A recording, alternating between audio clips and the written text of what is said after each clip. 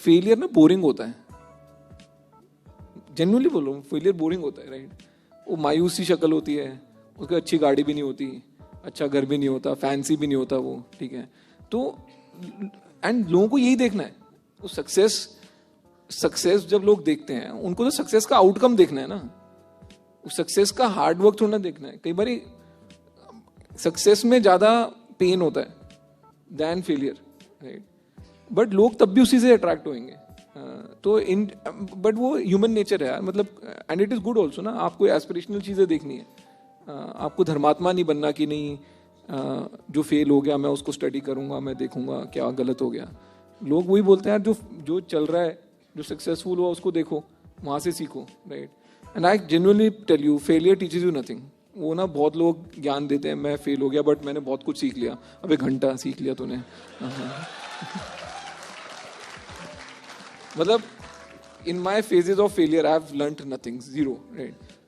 ठीक है, मतलब फ्री टाइम मिल जाता है, आप नेटफ्लिक्स देख लो जितनी सीरीज देखनी है तो आपकी सीरीज कवर हो जाएंगी, कुछ ज्ञान नहीं आने वाला। तो you know this fearlessness that you have, okay, to speak your mind, and वो आपका बुक भी जब मैंने पढ़ा तब मेरे को एक चीज उसमें स्टैंड आउट लगी कि you wanted to show the true picture of entrepreneurship, कि this is not some you know एक heroic entrepreneur का जो picture हम लोग देखते हैं कि you know it's all glittery and it's all very nice। आपने hard facts बताए उस book में, perseverance का मतलब आपने समझाया and उसका importance भी समझाया आपको। and you also said in one of your interviews that you know कि ये जो setup से हम लोग जाते हैं, जो engineering करो, B school में जाओ, उसमें complacency आती है। तो how do we instil that कि फियरलेसनेस एंड परसिवरेंस वो हम लोग पढ़ा तो नहीं सकते, वो तो बंदे में होना चाहिए वो कीड़ा। तो how did you develop it? पता नहीं यार कब डेवलप हुई, बट मतलब मेरे को एक ही बात बताया कि मैं फट्टू तो कभी भी नहीं था, ठीक है। मेरी फटती नहीं थी किसी चीज से,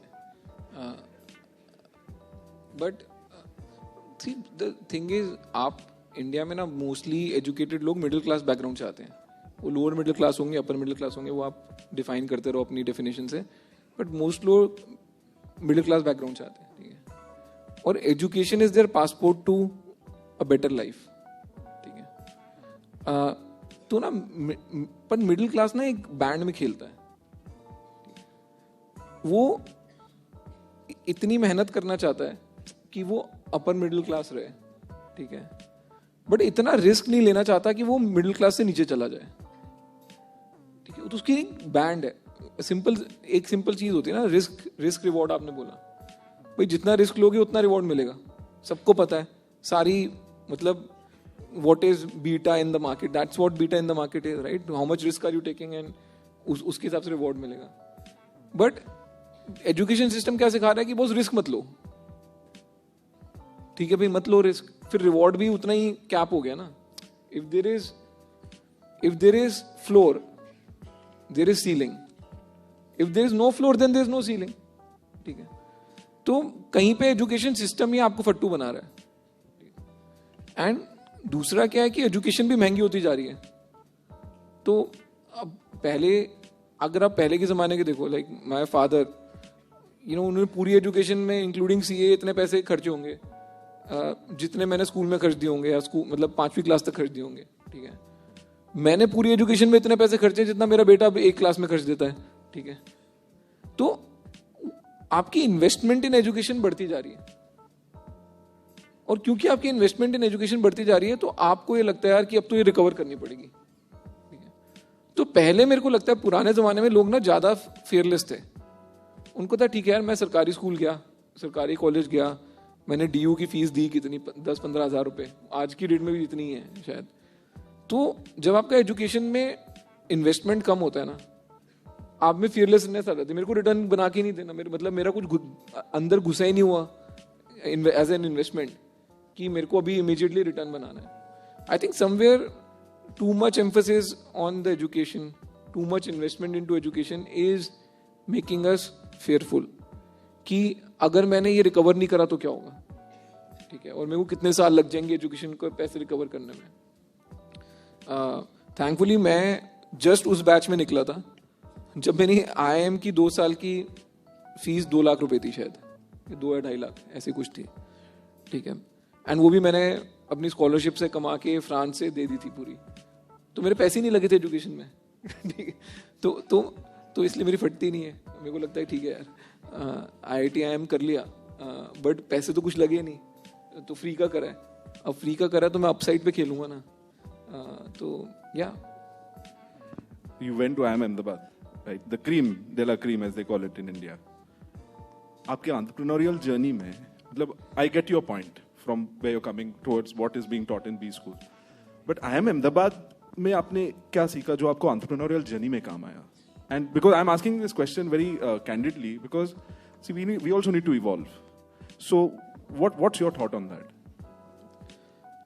यार IIM Ahmedabad ना मेरे लिए एक ब्लर है।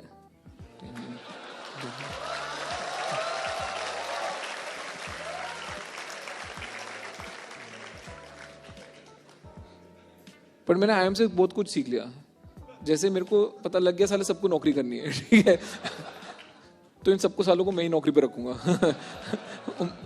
मतलब why do you want to compete with people when you can make them work for you? ठीक है, तो एंड एंटरप्रेन्योरशिप का कुछ नहीं सिखाते। मतलब एटलीस्ट आपको एंटरप्रेन्योर बनने के लिए, I am saying stepping out of college entrepreneur बनने के लिए, कि भाई मैं लास्ट ईयर तक इतना जिगरा डेवलप कर लूँ या मैं इतनी स्किल डेवलप कर लूँ कि मैं जिस साल निकलूंगा उस साल मैं नौकरी नहीं लूंगा, उस साल मैं एंटरप्रेन्योर बनूंगा। ऐसा तो कुछ भी नहीं सिखाते, complete opposite of that. And या बाकी ठीक है यार, मतलब बेसिक फंडे सीख लिए, फाइनेंस सीख लिया, मार्केटिंग सीख लिया, पैसे कमा लिए, तो अच्छी जगह नौकरी लग गई तो पहले 9 साल पैसे ढंग के कमा लिए, और वो नौकरी ढंग की जगह लगी तो एक्सपोजर अच्छा मिल गया, ठीक है, too big numbers to start with. And I completely feel कि हर बंदे के पास ना 24 घंटे ही हैं। आप दुकान चला लो या कंग्लोमरेट चला लो, 24 घंटे ही हैं, ठीक है। तो मैं जब IIM से गया, मेरी कोटक इन्वेस्टमेंट बैंकिंग में जॉब लगी, तो मेरी पहली डील जो थी वो $400 मिलियन की थी उस टाइम पे, ठीक है। 400 मिलियन उस टाइम 40 का एक्सचेंज रेट था डॉलर का, तो 1600 करोड़ रुपए कैश की डील की थी मैंने पहली, ठीक है, which was selling off Anchor Electricals to Panasonic. And होता क्या है कि एक बार आप एक बड़ी चीज कर लो ना, फिर आपका वो टैग लग जाता है। तो मेरे को सब बोलते थे ये बिग डील का है, ठीक है, तो बोलता हाँ जी मैं हूँ बिग डील का है। मतलब तुमने मार्केटिंग करी है तो कर लो, ठीक है। So then you start thinking big, you always want to play the big game. एक बार आपको बड़े नंबर समझ आने लगते हैं ना, आपको बड़ी गेम समझ आने लगते हैं। So I think that's what I got out of IIM Ahmedabad। But in terms of direct entrepreneur बनाने के कुछ नहीं है। मतलब it's like any other B school, मतलब आपको नहीं बना रहे हैं, वो आपको out of the gate entrepreneur नहीं बना रहे हैं। So you had your corporate career, you came into Grofers. Now you're in your third unicorn, right? Third unicorn stage. एक मैंने आपका स्टेटमेंट पढ़ा, वो बहुत इंटरेस्टिंग लगा मुझे। You said no VC CCs. Why? मतलब भाई क्या आप न्यूज नहीं पढ़ते क्या? मतलब मेरे पंगे चलते हैं तो उनके साथ। Because you completely bootstrapped it, I guess. No. So मैं उसका थोड़ा क्लैरिफिकेशन देता हूँ, क्योंकि अभी मेरे को सब कुछ लोग बोलते हैं कि आपने बोला आप बूटस्ट्रैप करोगे, फिर आपने पैसे क्यों उठाए, ठीक है। तो see I was very very clear that when I, and even if you read my book, I think the fundamental mistake I made was I diluted too much while building Bharat Pay, because I was in a hurry to make something big, and in trying to make something big I was okay being a small, creating a big pond and being a small fish in that, saying कि ठीक है यार मेरे पास 8-10% equity है, I am okay taking the 90% on my back, and मैं भागूंगा और मैं अपने 10% के लिए बना के जाऊंगा धंधा, ठीक है। But after what all that transpired, right, it clearly dawned on me कि you have to be in control, right? 51%, 75%, इससे ऊपर आपके पास इक्विटी होनी चाहिए कि, और इतना ही पैसा रेस करो यार, ठीक है, काम चलता रहे बट किसी की सुननी ना पड़े, ठीक है। And it's because somewhere I felt कि जो इन्वेस्टर है ना उसको विजन ही नहीं है. आप जो बनाना चाहते हो आप तो खुद को डाइल्यूट करके भी वो बनाने को तैयार हो, बट जो 90% कंपनी लेके बैठा है उसमें विजन ही नहीं है, उसमें वो सेम जिगरा ही नहीं है, पैशन ही नहीं है कि जब मार्केट की फटेगी उसकी बुरी तरह फट जाएगी. ठीक है, उसके हाथ पांव फूल जाएंगे and he will start doing stupid things. ठीक है, तो मेरे को इसलिए अब रियलाइजेशन होगी कि as a founder, as a lala, you should own majority at all points of time. Now coming to bootstrapped, I am still bootstrapped.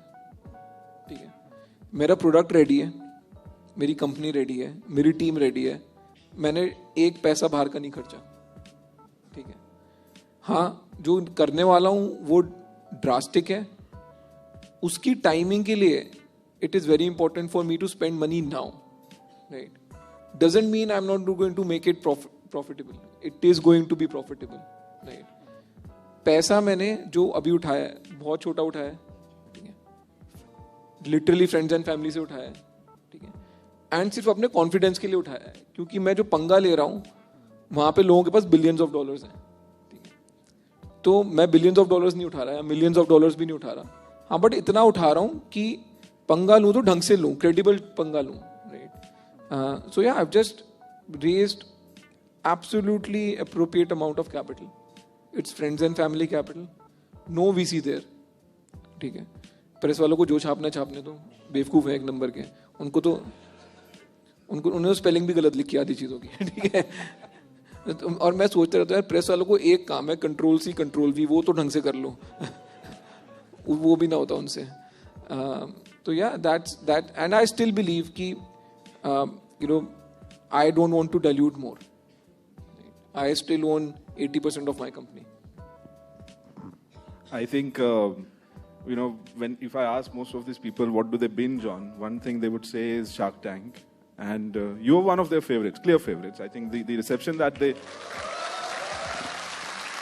speaks a lot.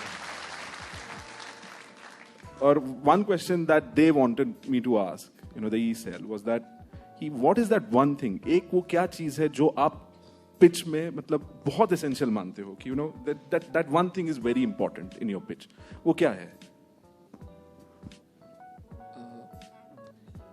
यार बंदे में जिद होनी चाहिए.